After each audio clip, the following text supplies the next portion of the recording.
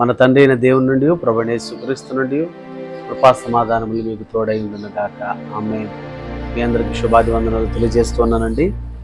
రోమీయులకు రాసిన పత్రిక 8వ అధ్యాయము 31వ వచనాన్ని ధ్యానం చేసుకుందాం. రోమీయులకు రాసిన పత్రిక 8:31. దేవుడు మన పక్షమునుండగా మనకు విరోధి ఎవడు?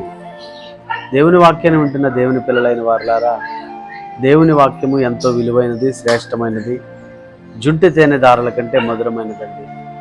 దేవుడు మన పక్షమునుండగా మనకు విరోధి ఎవడు? నిజమే కదండి.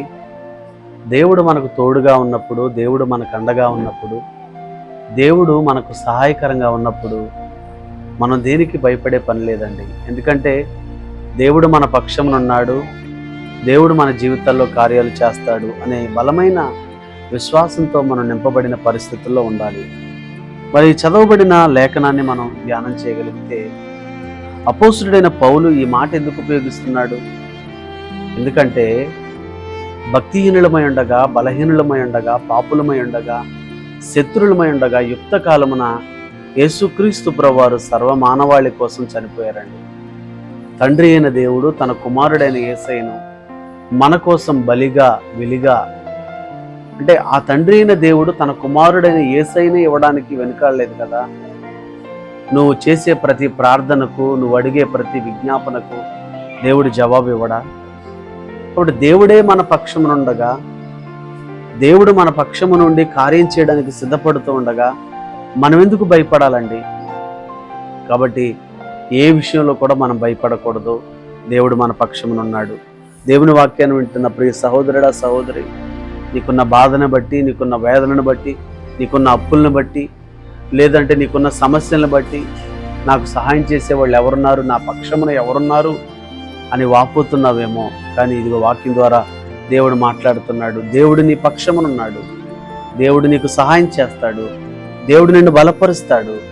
నువ్వు వ్యాపారంలో ఓడిపోతున్నా, చదువులో ఓడిపోతున్నా, కుటుంబంలో ఓడిపోతున్నా, లేదంటే నీకున్న సమస్యలను బట్టి ఈ ఓడిపోయిన పరిస్థితులకు వెళుతున్నా, దేవుడు నీకు తోడుగా ఉన్నాడనే విషయాన్ని మర్చిపోవద్దు. అటు రీతిగా దేవుడు మీకు తోడై ఉండాలని కోరుకుంటూ మీ కొరకు ప్రార్థన చేస్తాను. పరిశుద్ధుడా, ప్రేమ కలిగిన మా తండ్రి, వందనాలయ్యా.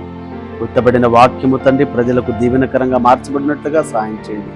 నిజమే ప్రభువా, నీవు మా పక్షమునుండగా మాకు ఈ లోకంలో విరోధులు ఎవరు ప్రభువా? అయ్యా, లోకమైనను సాతానైనను ఎవరైనా సరే ప్రభువా, అయ్యా వారిని జయించే శక్తిని మాకు అనుగ్రహించమని ప్రార్థిస్తున్నాను.